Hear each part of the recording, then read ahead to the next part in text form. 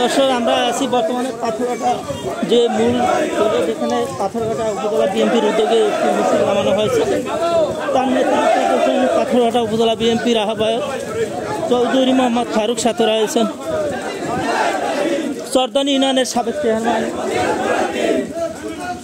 কামরুল ইসলাম সঙ্গে রয়েছে পৌর বিএনপির নেতা হারুন হালাদার শাহাবুদ্দিন শাকুসহ পাথরঘাটা উপজেলা বিএনপির অঙ্গ সংগঠনের নেতাকর্মীরা শ্রমিক দলের সদস্য শ্রমিক দল অন্যান্য নেতাকর্মী আপনারা দেখছেন যে যাতে করে কোনো গোষ্ঠী বা কোনো দল নৈরাজ্য সৃষ্টি না করতে পারে, ভাঙচুর করতে না পারে। আপনারা জানেন এই কিছুদিন ধরে বাংলাদেশের বিভিন্ন জায়গায় বিভিন্ন রকম নৈরাজ্যের সৃষ্টি হয়েছে, ভাঙচুর হয়েছে। একটি বিশাল মিছিল বের হয়েছে পাথরঘাটা বিএনপির উদ্যোগে।